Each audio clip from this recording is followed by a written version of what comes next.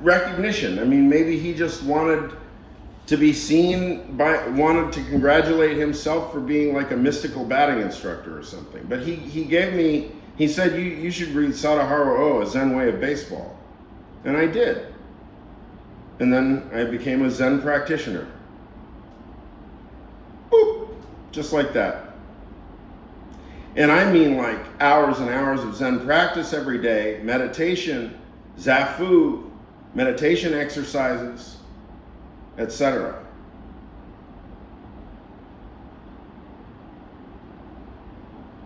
I had also many years of training in karate as a child.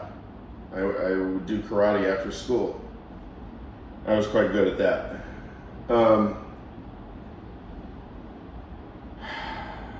But was that going to go anywhere? I mean, nobody told me what I could do with it. So then nothing happened.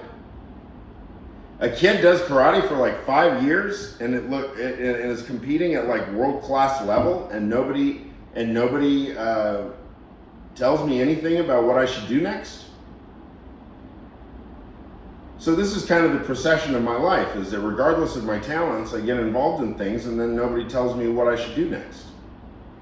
So my theory is something like this, that whatever you're supposed to do next not only is supposed to come directly from you, but it has to be framed and expounded and expressed in terms that any interlocutor or any audience world can understand as the gesture that you intend it to be, as the so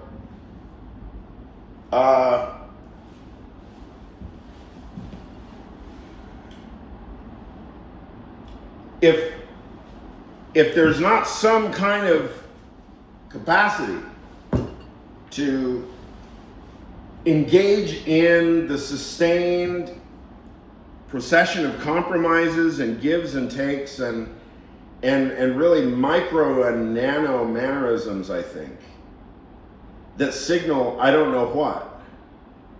If one doesn't get interpreted in those terms, then one simply does not get taken up in life, and it has nothing to do with talent or knowledge. It has to do with cognitive mores. It has to do with cognitive conventions, behavioral conventions, such that an individual either be interpretable as sane or part of the in-group or whatever. If I don't tell you what discourse that I belong to, you might read that as me being a dick. But see, when I face the world and I tell the world that now it's your responsibility to tell me what discourse I belong to, I perceive that as hostility from the world.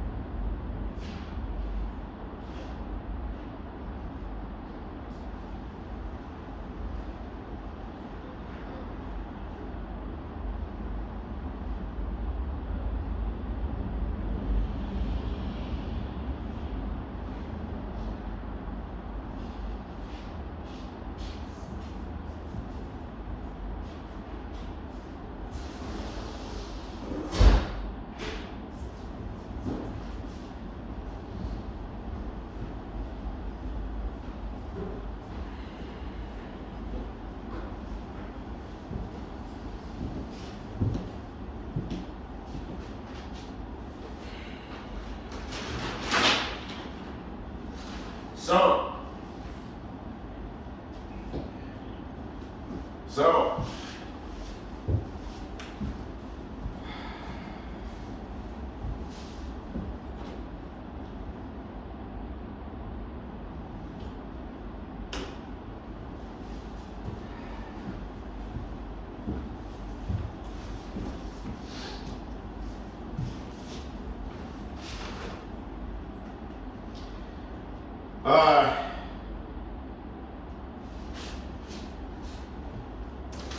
So as it turns out, oh, and I suppose I should go into this. And I've the 1986 or whatever it was.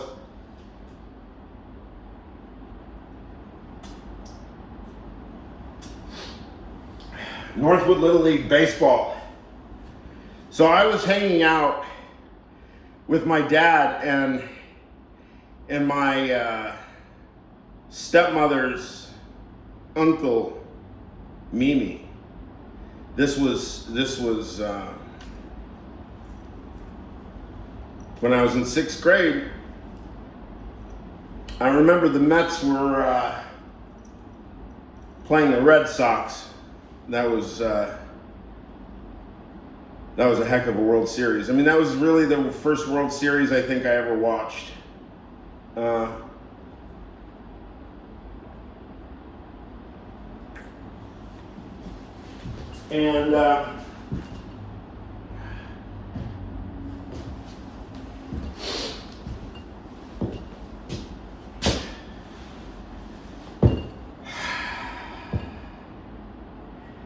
So when Aaron Garcia, and now I will say your name correctly, Ryan Jones, because I called you Ryan Johnson on a previous one. Your name is Ryan Jones.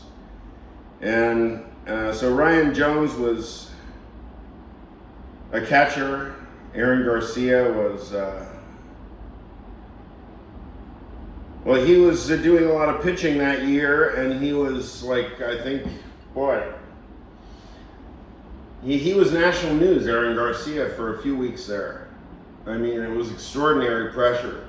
And I remember watching the final game. I mean, you know, they fought hard. They played hard. You guys in Northwood, big up, you know. And so, you know, I wasn't part of that Northwood Little League cohort.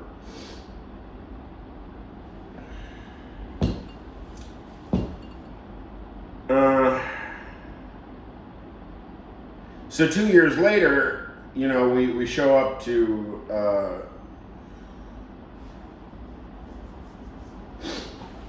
summer camp baseball, Irvine High.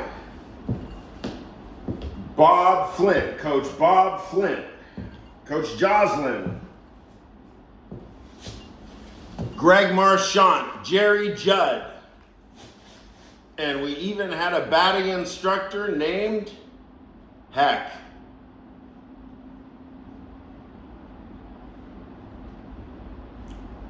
Richard Heck.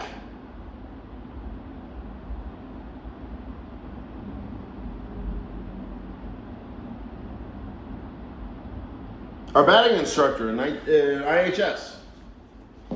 I shit you not. Professor Heck, why don't you call Bob Flint? I don't know if he's alive.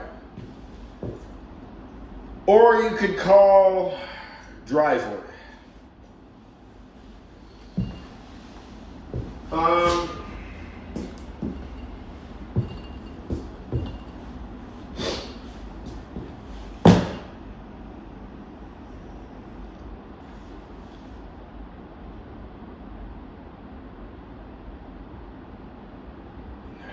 So at the beginning of, so I made the baseball team, but, you know, those guys, I mean, they were ready to play college ball.